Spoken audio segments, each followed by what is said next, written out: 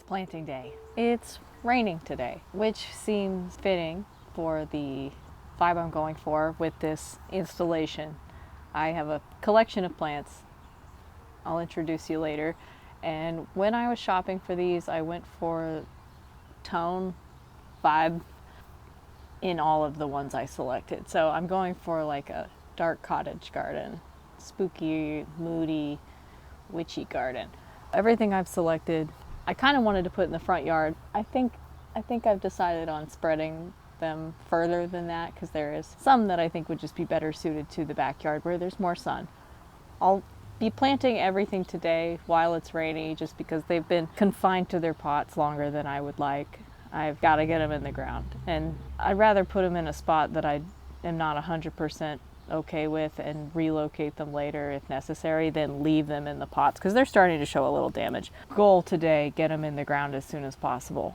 In places that I've settled on over the course of my time with them since they came home, experimenting, moving pots around, dialing in sun optimization, and general mood setting. So the spots I've decided for these, maybe not permanent, but I'm satisfied with for now. A little bit about all the plants I've gotten. I got them from a nursery here in town that specializes in natives, and not everything I got is native, but I tried to get a lot, and just a really cool variety, a really neat spot. There was no phone signal where I was at, so I couldn't look up anything, so I kind of went in blind on some of these things. I had an idea of what I wanted before I got there, but the fun of shopping in a format like that kind of took over, and I definitely had some spur of the moment decisions. So, introduction on everything that I got. Got a red bee balm. This one's called Be Mine Red Bee Balm, and I love bee balm, but I've seen red ones in other people's yards and they look really impressive and good for pollinators, so I prioritized getting that. I've wanted this one for a long time. It's Rattlesnake Master. It's spiky, it has really cool flower heads, it's native, and I've tried to grow it from seed before and never had luck with it, so I felt like I earned one for all the attempts and it was worth it to just buy one. I think it'll be a nice understated spooky plant. This is my favorite plant that I've probably ever gotten. Burgundy Blast False Indigo. I almost got a just true false indigo, but when I saw this color, it just took me. I had to get it. So this one's probably going to be living in the backyard instead of the front yard because I want to give it the most light possible, and I want to see it from the kitchen table, and I want to see it from every spot I'm likely to drink my coffee. So this one got an upgrade. I'm giving it a spot that I think is perfect, and I'm just in love with it. So if it doesn't live with the rest of the garden, that's fine to me. I got this gorgeous hellebore. So I had a color palette established accidentally, and this dusty purple, evidently I'm really obsessed with because I ended up with a lot of things in that color palette. But this hellebore, the foliage is so beautiful. And it's one of the first flowers to bloom, so I really wanted something early blooming.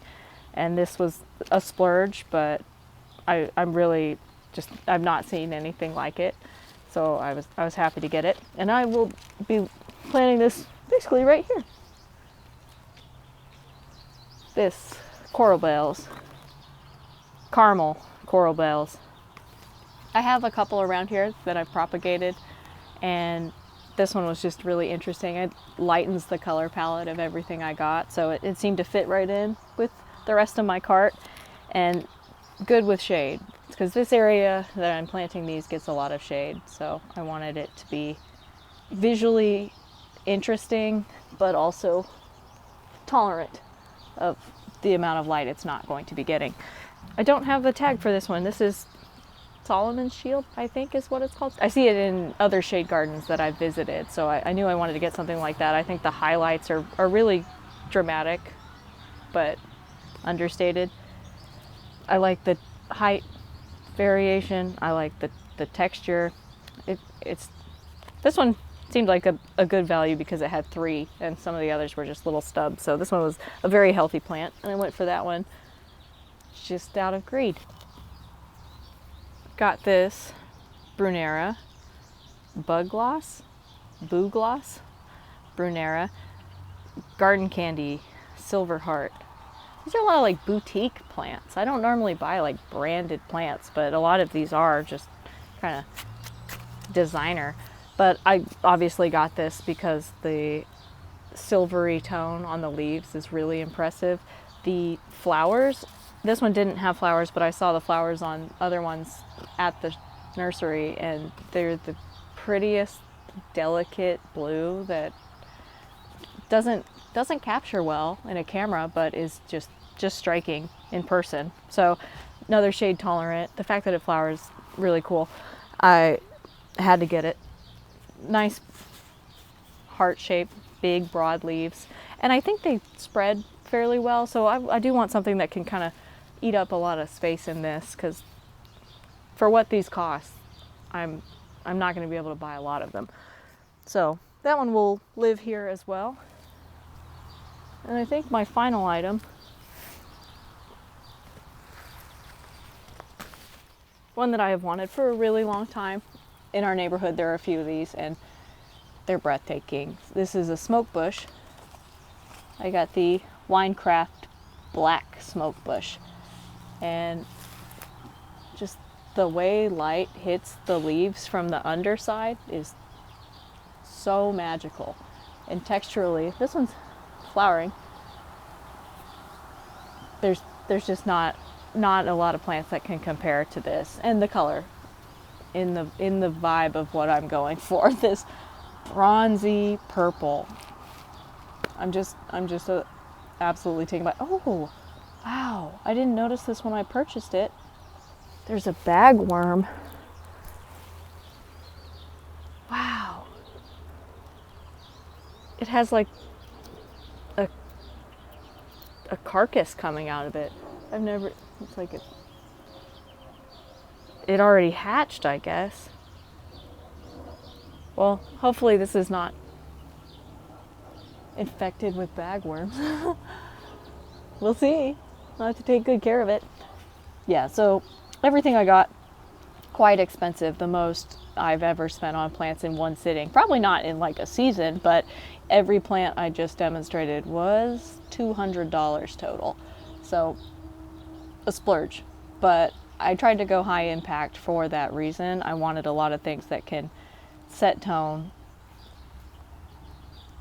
of more approachable, easy access, affordable plants. So I have a lot of hostas in here, just some ground covers, weeds like this purple dead nettle that is really, really yellowed out, but just some pop pieces to seamlessly transition with all of the kind of just normal stuff that I have in here, and just give it a little more wow factor.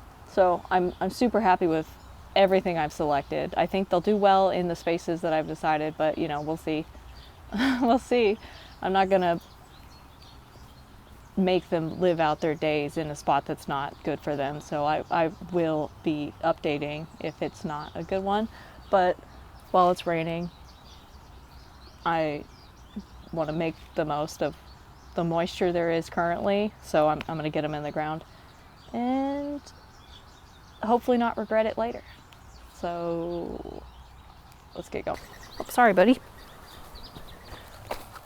So the hori might be a little underkill for some of these holes I'm going to have to dig. This is pretty big.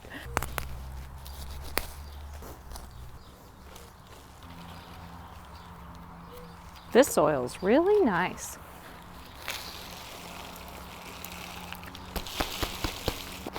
Wow. I guess she's been in there a while. Wow. So generally when you see a root ball like this, you want to break it up. Those are quite compact. I don't know specifically for hellebore, but generally when I see this, it's worth shaving off a bit. Wow. Can you hear that? That is. This is an expensive plant, so I hope I don't damage the roots too much, but I think I want to at least get some starters going out because this is very dense.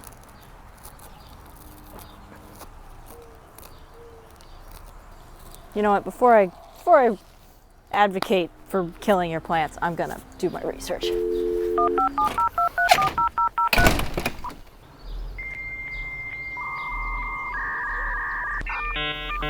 Okay. According to the only thing I looked at, I should break it up. So that's good enough for me. Quality research.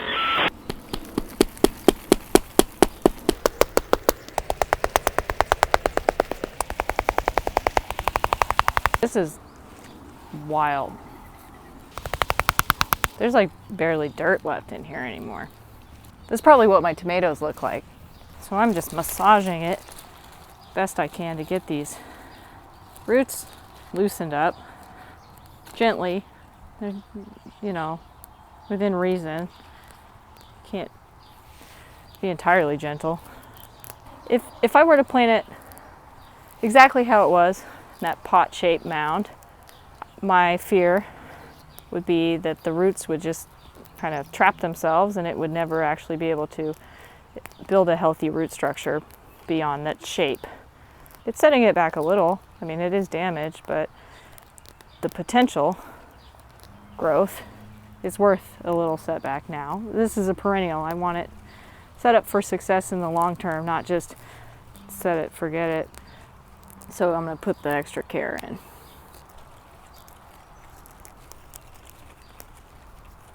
So we're getting a lot loosened up now.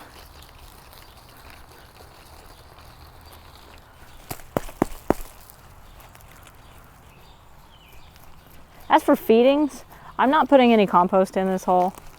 So I'll do composty feedings throughout the season, of course. And once this one's done flowering, I'll give it a snack. All right. I think I dug my hole too big. So these can spread out. Look at that.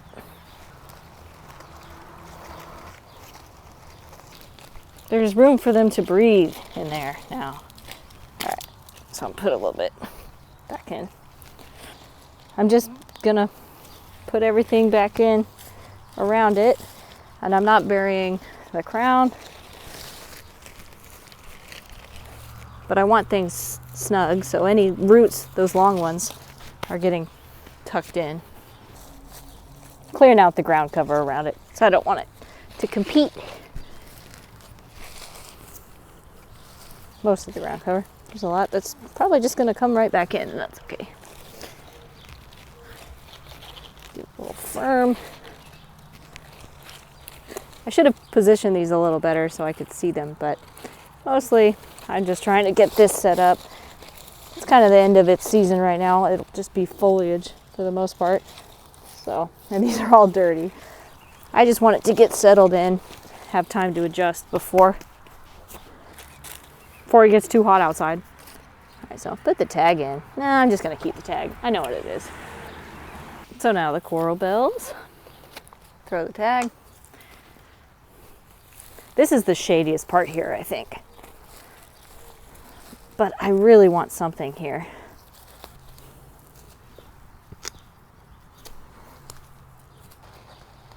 Let's see. You think it's gonna be really, really root bound? Wow, it's not. It looks great. So just a little, wow, it's actually great. Probably didn't need me to whack it like that, but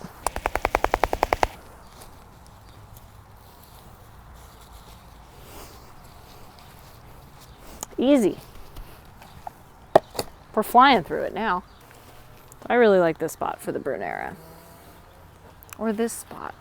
It's next to the hostas, which I think visually they're kind of similar. I think I'll do this one right here.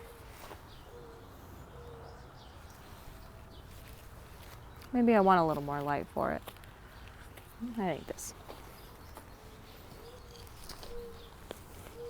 Hopefully these will spread anyway, so I'm not picking like forever location. If it has a chance of expanding, I'd like it everywhere. Little roots showing there. It's definitely more established than that Coral Bells was. I'm not going to do anything with it though. I think it looks great. Easy. It's beautiful.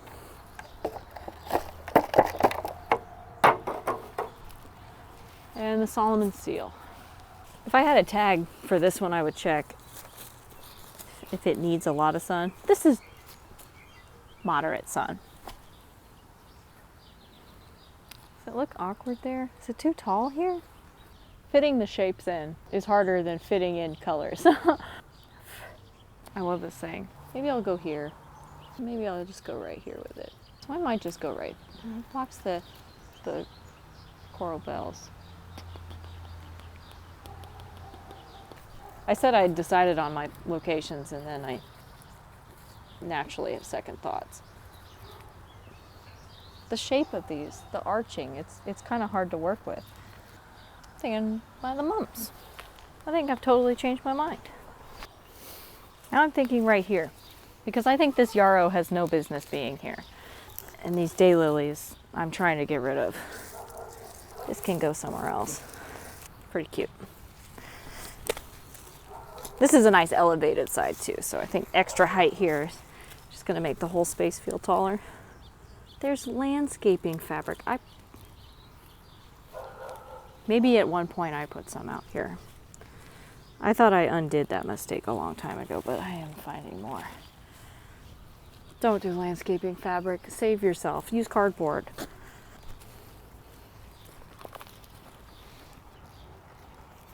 Root reveal. Looks great. There's a pill bug in here. Okay, so this is kind of like a rhizome. You want to see? Can you see? Like a tuber. So hopefully this spread really well. Oh, sorry, mums. I'm crushing everything. All right, so I wanted it to curve this way. It will probably shift from this shape once it's settled in this new position because everything about it currently is established in its old home. All right, so that's it for this bed. Pretty happy with my spots for everything. This yarrow, just stick somewhere else. I just dug this up from where I'm going to put that yarrow. I think it fits the vibe over here pretty well as well. These normally do amazingly in a lot of sun, but I'm just going to plug it in here because I love that color. I love the velvety. It feels pretty dark cottage to me.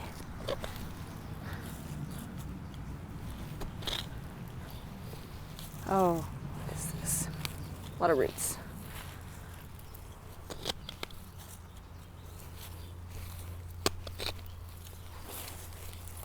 It's definitely a big rock under here. It's a really big rock. Okay, so I'm going to put this somewhere else and I'll dig that rock up later. I'm going to mark this so I don't step on it. Little guy poking up. So we'll stick this one here.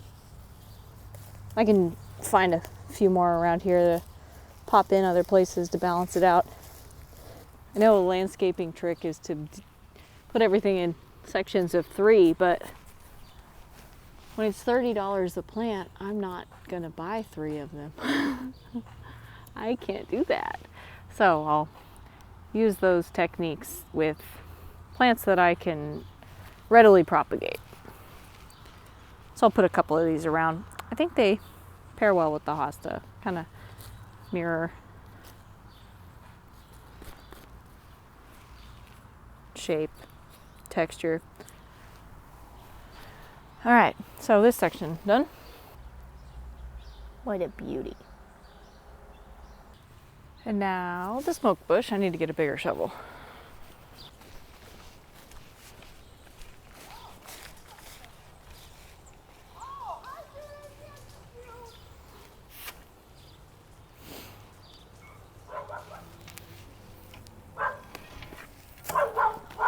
Hey, it's fine. So I thought about planting this giant tree here. It's going to cut off a lot of light back here, so I might have to move some of these things out of the way or push them to the front because they're going to get less light now. But it's worth it. I'd rather have a little bit of a privacy wall here. It's amazing. It's such an awesome plant. So I'm going to start right here. I had a sage here and it died. Part of it lives on in my raised bed and I'm hesitant to move it because I'm scared it will die too. It's been around a long time. It's kind of an heirloom. Planted by Grandma, who's not here anymore, so I'd like to keep it going. I don't want to just throw all this dirt on the mulch. Guess I will anyway. Wow. It's cavernous under here. Maybe that's why the sage did not do great. Really loose soil. There used to be a peach tree here for some reason underneath an oak tree. It's been removed. Couldn't keep up. Remove all this wild onion. I leave it. My dog likes wild onion. On walks, she has to stop and sniff it. It's very cute, but I don't need so much of it. Bigger hole. This is great soil. I've been building this soil up for a while. I tried planting tomatoes here, but I never watered it.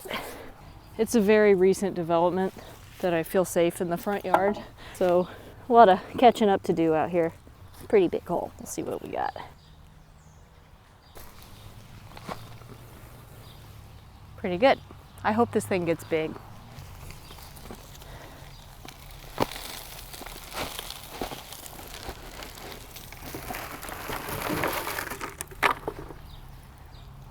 Not too root bound. Definitely worth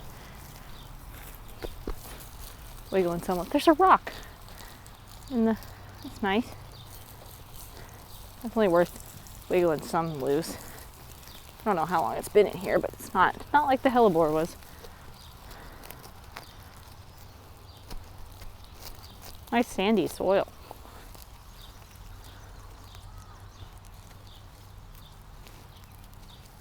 Look at the underside, the way the light hits it. Isn't that amazing? I hope you can see that. It is breathtaking to me. So it'll be a nice view from the couch. Really barky soil.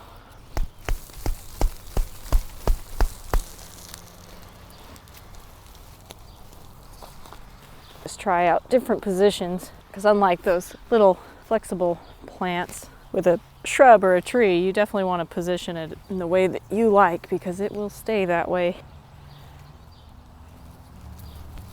Try that. Take a circle. Oh, I love it. It's so beautiful. It's amazing. I'm so excited for this. Yeah, I think I've settled on that. I think I could lift it a bit though. Put a little more dirt on it. Well, good thing of this potting mix that came in is very barky because there is a lot of mulch on this bed right now.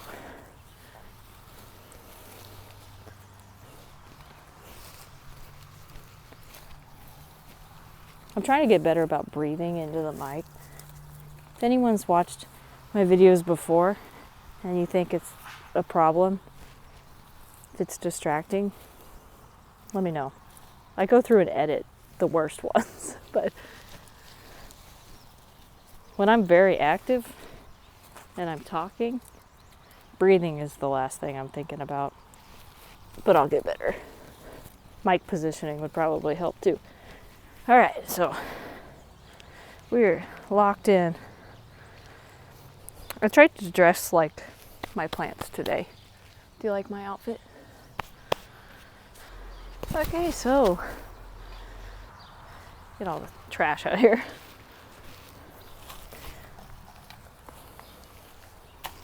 What we've got planted now is that lamb's ear that I pulled up from my own stock. The Brunera, Solomon's seal, coral bells, this hellebore, which has seen Better days, better angles. Let's take a look at those flowers though. Amazing. Yeah, I took the sunny day glamour shots already, so this isn't really for dramatic reveal. It's just demonstrate location. I'm happy. I think it's balanced.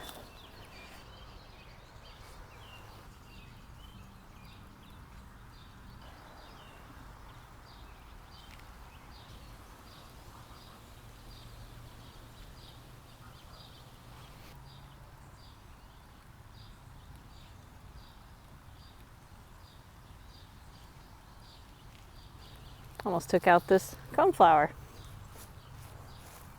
Glad you're okay. Was not very observant.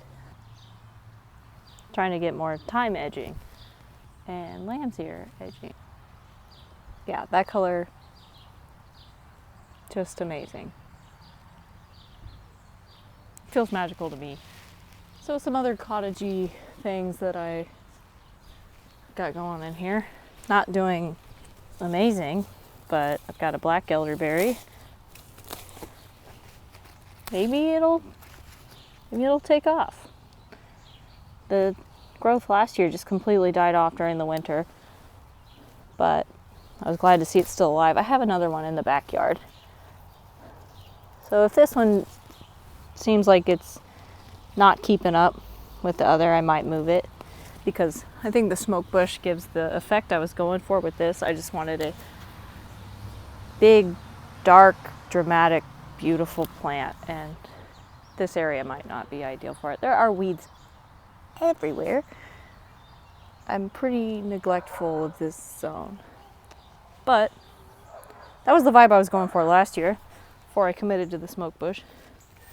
And I've taken cuttings of an oak leaf hydrangea that I've admired with permission. I only take cuttings that I'm allowed to take, but glad to see it's doing well. I think those are a little more shade tolerant. This is a weed. It's a curly dock. I think I need to get rid of it. I will eventually. But is that a flower head blooming? Yeah, so the oak leaf hydrangea be a more high volume showpiece back here along our fence with all this ivy and honeysuckle. I need to get rid of it. So that's basically the front. I got those hostas. I caged them so I can mark them, because I don't remember where they are until they show their face. It did look like a bunny was eating them, but I realized the bunny can absolutely squeeze through those. So I'm happy with my progress up here. This is really a new space for me. We'll see how this stuff gets acclimated. And I'll get the other plants planted. All three of these are pretty high sun requirement, so I think just so they get set up the best, I'm gonna move them to the back so I can have spooky cottage vibes everywhere. So we'll get going on that. So for the rattlesnake master, move into the backyard. This is my disc garden, so everything here has to be kind of tough in case any discs come crashing in, which they do. And I'm trying to have a native theme here, so I've got yarrow, lamb's ear, spiderwort, bee balm. There's goji. Rattlesnake master will be right at home here. Great sun.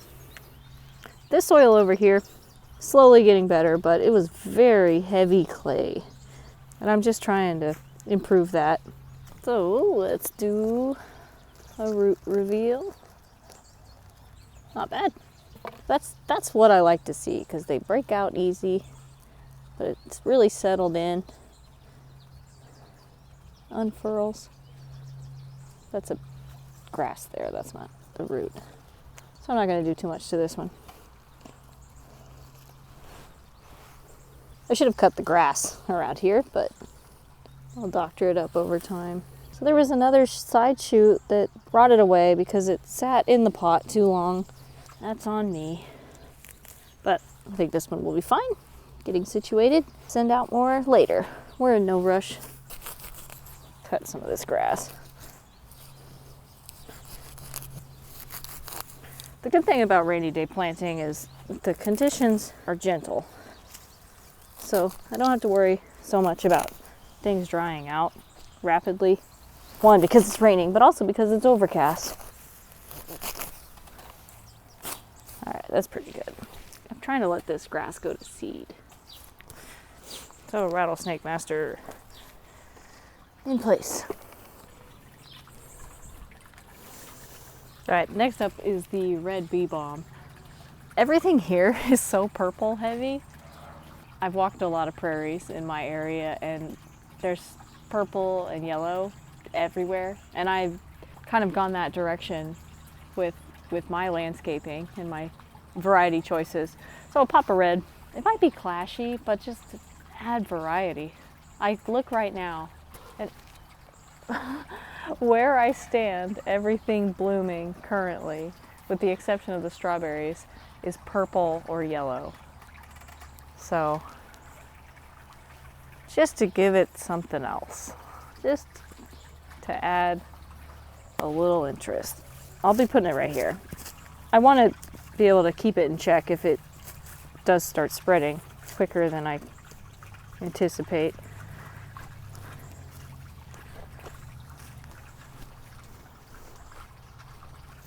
It's mint variety, so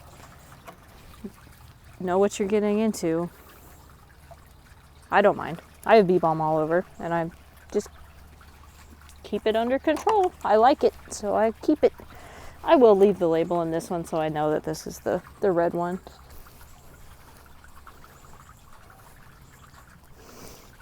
There we go. Let's get some footage of all the purple and yellow right now. Purple and yellow.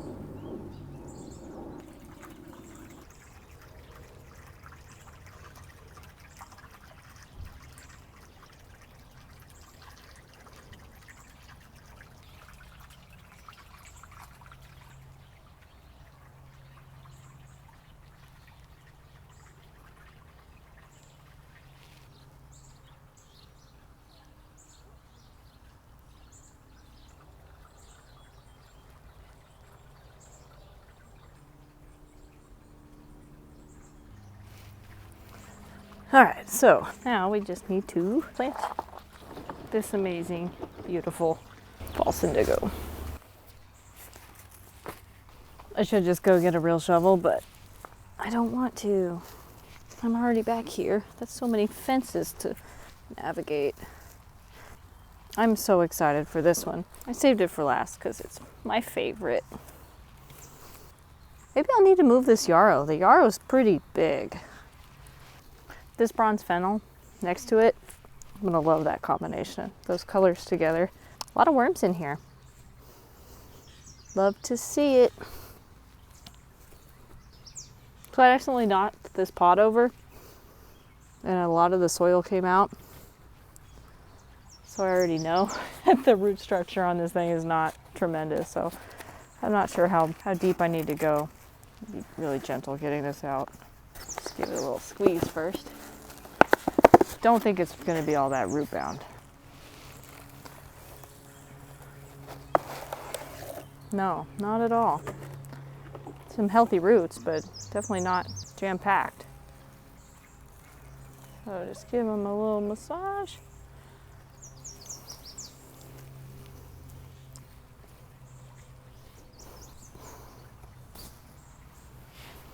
Thinking like that. Wish it were taller. That's okay. It'll get there. I'm gonna set unhealthy expectations for you, baby. You grow at your own pace. You are beautiful.